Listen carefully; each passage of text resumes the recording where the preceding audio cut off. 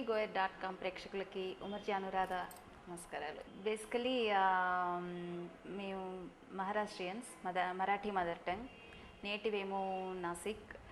So మా నాన్నగారు రైల్వేస్లో work చేసేవారు, ట్రాన్స్ఫర్స్ ఎక్కువ అయ్యేది. సో నేను చదువుకునే రోజుల్లో మాకు విజయవాడ ట్రాన్స్ఫర్ అవ్వడం, ఇంకా అక్కడే ఎడ్యుకేషన్ కంటిన్యూ చేశాను. మా సెకండ్ లాంగ్వేజ్ తెలుగు. చాలా స్వీట్ లాంగ్వేజ్ అండ్ ఒక్కసారి తెలుగు నేర్చుకుంటే ఇంకా దాన్ని ప్రేమించేస్తాం. So I just continued here. ఇక్కడ 10th వరకు విజయవాడలోనే చదువుకుని, ఆ తర్వాత చెన్నైలో చదువుకోవడం వల్ల తమిళ్ కూడా కొంచెం 10th నుంచి పీజీ వరకు అక్కడే చదువుకున్నాను. PG Telugu literature. So epics అది స్పెషలైజేషన్ చేశాను. ఎపిక్స్ ఇంకా జర్నలిజం అది స్పెషల్ సబ్జెక్ట్లో. ఏంటంటే అమ్మకు కూడా కొంచెం లిటరేచర్ అది ఇంట్రెస్ట్ ఉండడం వల్ల తనేమో ఇంగ్లీష్ లిటరేచర్ చేశారు. సో తను నన్ను ఎంకరేజ్ చేశారు. అంటే 10thలో మార్క్స్ బాగా వచ్చాయి, అప్పుడు మ్యాథ్స్ తీసుకోవాలి, సైన్స్ ఇది తీసుకోవాలనుకున్నప్పుడు ఇంటర్మీడియట్లో కూడా సైన్స్ మ్యాథ్స్ ఇదే. ఆ తర్వాత ఇంక కంప్యూటర్ వైపు వెళ్ళాలి అప్పుడు అని అనుకుంటున్నప్పుడు నేను చెప్పాను నాకు లిటరేచర్ అంటే ఇంట్రెస్ట్ కాబట్టి డిగ్రీలో నేను లిటరేచర్ తీసుకుంటాను అని చెప్పి అంటే ఒప్పుకున్నారు. సో ఈవినింగ్ కాలేజ్ లిటరేచర్ తీసుకుని మళ్ళీ డే కాలేజ్ లిటరేచర్ అని అంటే మొత్తం టైం కాలేజీకే అయిపోతుందని ఈవినింగ్ కాలేజ్లో చేరి లిటరేచర్. డే టైం ఏమో I use to work with Senapati garu అని ఒక ఆయన ఉండేవారు. ఆయన రవీంద్రనాథ్ ఠాగూర్కి శిష్యుడు అనమాట. ఆ టైంలో ఆయన చాలా ఏజ్ 95 ఇయర్స్ ఉండేది, 93 ఇయర్స్ ఉండేది ఆ టైంలో. ఆయనకి ఏంటంటే రవీంద్రనాథ్ ఠాగూర్ గారి లైఫ్ హిస్టరీ తమిళ్లో ట్రాన్స్లేట్ చేయాలి అని చెప్పి కలకత్తా బెంగాల్ గవర్నమెంట్ ఆయన రిక్వెస్ట్ చేసింది. అప్పుడు ఆయనకి ఏంటంటే చేతులన్నీ శివరయ్యి వణికి రాయలేని పరిస్థితుల్లో ఆయన చెప్తూ ఉండేవారు, నేను రాస్తూ ఉండేదాన్ని. సో ఆ జాబ్ చేసేదాన్ని నేను మార్నింగ్.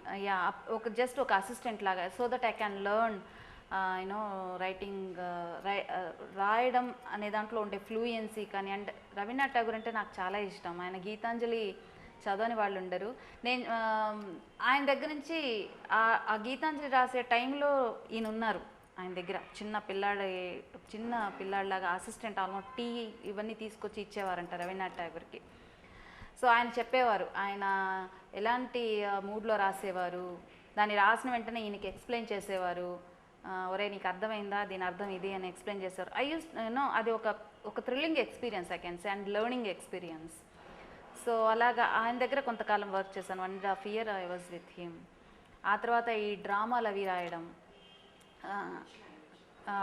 తెలుగు అక్కడ నేను డిగ్రీ చదివేటప్పుడు మెడ్రాస్లో ఆ టైంలో Telugu literary associations, cultural associations చాలా తక్కువ ఉండేది. అంటే స్టూడెంట్స్ లెవెల్లో పెద్ద పెద్ద వాళ్ళందరూ డ్రామాలో వేశారు. అండ్ స్టేజ్ షోస్ బాగా పాపులర్ అక్కడ. ఇప్పుడు క్రేజీ మోహన్ గారు, ఎస్వి శేఖర్ అండ్ మన కమెడియన్ వివేక్ గారు ఉన్నారు కదా, వాళ్ళందరూ కూడా స్టేజ్ షోస్ అక్కడ బాగా చేసేవాళ్ళు. అండ్ ఒక డ్రామా షో అని పెడితే ఏదైనా థియేటర్లో జనాలు వెళ్ళి చూస్తారు. ఆ కల్చర్ ఇప్పటికీ ఉంది అక్కడ. సో అప్పుడు అలాంటి టైంలో ఏంటంటే తెలుగులో ఉండేది కాదు. సో నేనేంటంటే మా కాలేజీలో తెలుగు స్టూడెంట్స్ అందరినీ గ్యాదర్ చేసి, నిర్మలా పళనివేరు గారు అని డిగ్రీలో నా లెక్చరర్ ఆవిడ. సో ఆవిడని అడిగి ఆవిడ గైడెన్స్తో ఒక తెలుగు లిటరరీ అసోసియేషన్ స్టార్ట్ చేసి I stage first Telugu drama students అందరితో కలిపి.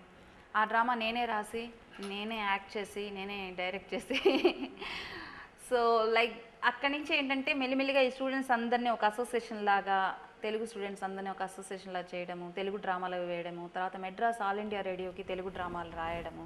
రేడియోలో తెలుగు డ్రామాలు అని అంటే మనకి అక్కడ పెద్ద పెద్ద వాళ్ళు కూడా వచ్చి వేసేవాళ్ళు. పద్మనాభం గారు, రావికొండలరావు గారు, నేను రాసిన డ్రామాలో రాధాకుమారి గారు, వీళ్ళందరూ కూడా వాళ్ళ ఫ్రీ టైంలో వచ్చి మంచి క్యారెక్టర్స్, అది వాళ్ళ ఇంట్రెస్ట్ అనమాట, డ్రామా మీద ఇంట్రెస్ట్ చూపించేవాళ్ళు.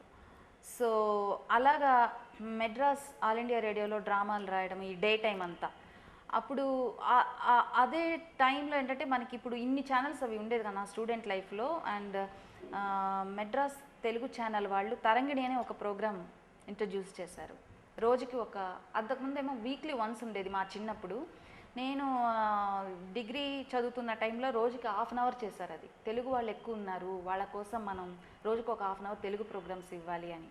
సో ఆ తరంగిణి ప్రోగ్రామ్ స్టార్ట్ చేసినప్పుడు నేను అప్పటికే ఈ ఆల్ ఇండియా రేడియోలో రెగ్యులర్గా తెలుగు డ్రామాలు అవి రాయడం చేయడం వల్ల నేను రాసిన డ్రామాలు మనకి మంచి డ్రామాలు ఏం చేస్తారంటే అన్ని కేంద్రాల నుంచి ప్రసారం చేస్తారు. అది ఇప్పటికీ ఉంది మనకు ఆ కల్చర్ ఆల్ ఇండియా రేడియోలో.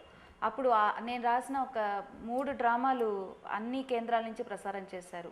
విజయవాడ, విశాఖపట్నం, కలం చేసిన కలహం అని, కూతురి కాపురం అని, ఇవన్నీ కామెడీ ఫ్యామిలీ డ్రామాస్, నాటికలు. సో అప్పుడు ఏంటంటే ఇది వీటికి కొంచెం పాపులారిటీ రావడం వల్ల తరంగిణి కార్యక్రమంలో కూడా డ్రామా రాసివ్వండి అని చెప్పి ఒక ప్రపోజల్ వచ్చింది. So that's how I was working at that time. Yeah, ఆ credit I should give to my husband అండి. అంటే తను actually we met when we were acting in, అంటే నేను రాసిన ఒక డ్రామాలో ఒక కామెడీ హీరో క్యారెక్టర్, అతనికి మతిమరుపు. సో ఆ మతిమరుపు క్యారెక్టర్కి ఒక ఆర్టిస్ట్ కావాలి అనుకున్నప్పుడు మా ప్రొఫెసర్ గారిని, ఇంకొక కాలేజ్ ప్రొఫెసర్ ఉన్నారు, ప్రెసిడెన్సీ కాలేజ్ ప్రొఫెసర్ చిన్ని కృష్ణయ్య గారు అని, ఆయన అడిగాను. నాకు కొంచెం బట్టతలతో కొద్దిగా చూడ్డానికి ఒక ఆబ్సెంట్ మైండెడ్ ప్రొఫెసర్గా ఉండే ఒక ఆర్టిస్ట్ కావాలి అని అంటే, then he showed a person called Sridhar Kumar and that's how I met my husband. We fell in love and we married. తను అప్పుడే నేను ఈ డిగ్రీ యాక్చువల్లీ ఇంటర్మీడియట్ అయిపోయి డిగ్రీలో జాయిన్ అవ్వడానికి మధ్యలో తరమణి ఫిల్మ్ ఇన్స్టిట్యూట్లో జాయిన్ అవుదాం అనుకున్నా. అప్పుడు ఇంటర్మీడియట్ అయిపోయిన తర్వాత జాయిన్ అవ్వగలిగే డిపార్ట్మెంట్స్ యాక్టింగ్, సినిమాటోగ్రఫీ ఉండేది. సో నాకు more of technical side interest, అందుకని సినిమాటోగ్రఫీ వెళ్దామని అనుకుంటే వాళ్ళు ఏం చేశారంటే, మీరు ఒక సీన్ ఇచ్చి ఇనాక్ట్ చేయమన్నారు. ఎనాక్ట్ చేయమంటే అప్పుడు ఎనాక్ట్ చేసే పద్ధతి అది చూసి, మీరు either you focus on writing side or acting side or direction side, more of camera అని అన్నారు. సో దానికి నేను డిగ్రీ కంప్లీట్ చేసి వెళ్ళాలి. అందుకని మళ్ళీ దెన్ డిగ్రీ కంప్లీట్ చేస్తున్న టైంలో I met my husband and నేను ఇద్దరం ముందే మాట్లాడుకున్నాం. ఆయనకి ఈ cultural side and he's also a writer, is also in interested in direction and also అభిరుచులు కలవడం వల్ల పేరెంట్స్ అని అంటే చిన్న చిన్న ప్రాబ్లమ్స్ ఎలాగో ఉంటాయి బిగినింగ్లో, అది okay, it's part and parcel of life. So అది